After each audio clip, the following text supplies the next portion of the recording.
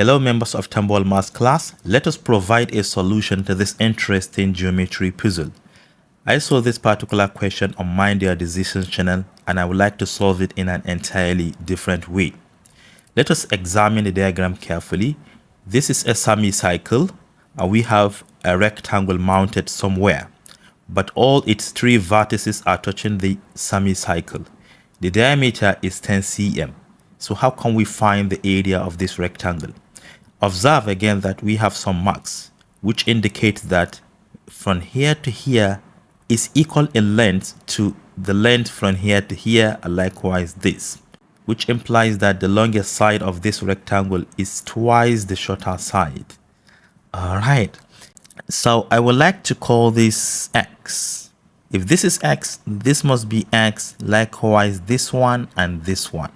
And the total here will be what? 2x. We are coming to the radius.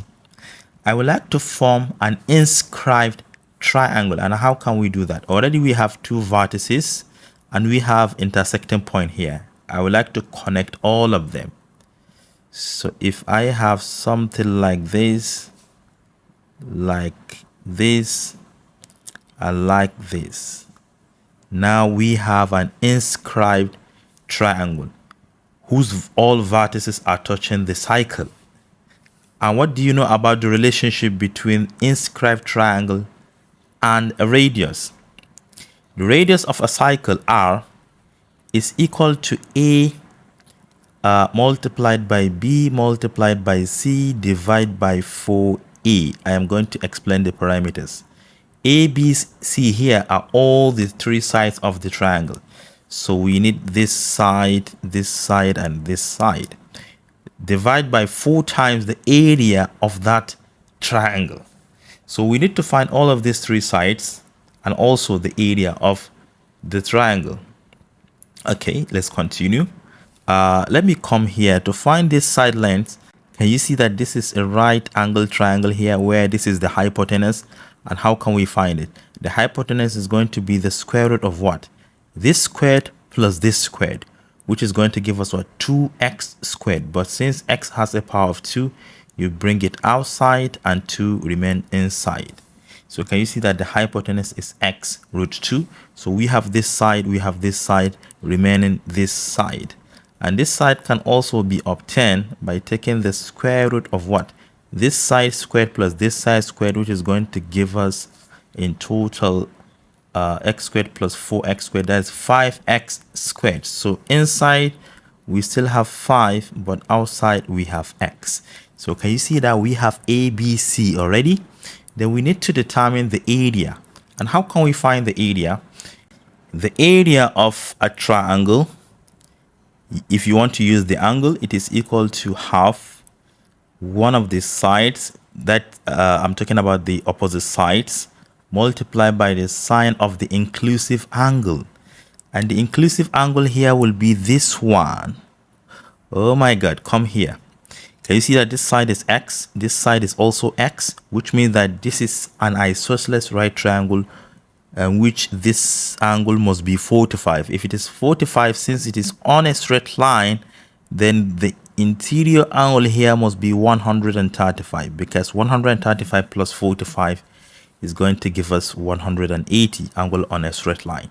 So the theta we're talking about here is 130 degrees. And A here must be equivalent to x, then B must be equivalent to x root 2. So I think we have everything to substitute. So this is the formula we are going to use. Or should I find the area first? Okay, let me find the area. This is 1 divided by 2 multiplied by A, which is x, multiplied by B, which is x root 2, then sine of 135 degrees. So we have this to be x times x is x squared times root 2. So we have x squared root 2 divided by 2, this particular 2 here, then multiply by sine of 135 is square root of 2 divided by 2. Let's further break it down. Root 2 times root 2 is simply 2, so we have 2x squared at the top. Divide by 2 times 2 is 4. And finally, this gives us x squared divided by 2. So the area of that triangle is x squared divided by 2. So we have A. Remember, we have A, B, C already. So let's write it down. The radius, which is 5, because the diameter is 10, right? So the radius should be 5, is equal to A. We have x here. We have x root 2 and x root 5. They're all multiplying one another. X root 2 multiplied by x root 5. The whole of this divided by 4 times the radius and the area of the triangle, which is x squared divided by 2. This is equal to x squared. This is x cubed altogether. X cubed. Then root 2 multiplied by root 5 is root 10. Root 10 divided by this multiplied by that will be 2x squared. 2x squared. So can you see that x squared will cancel x squared, leaving x? So we have 5 equals x root 10 divided by 2. And if you cross multiply, or you can multiply both sides by the reciprocal of root 10 divided by 2, and x will be equal to 5 times 2 divided by root 10 is going to be 10 divided by root 10. So this is the value of x. But remember, we are looking for the area of rectangle, which is going to be x multiplied by 2x, length times the width. So the area we are looking for is x multiplied by 2x, which is equal to 2x squared. So therefore, we have the value of x already.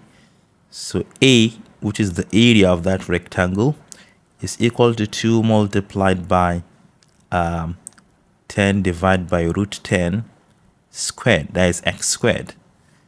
This is 10 squared, which is 100, times 2 is 200, divided by root 10 squared is simply 10, and this is equal to 20 centimeter squared, which implies that the area we are looking for is 20 centimeter squared.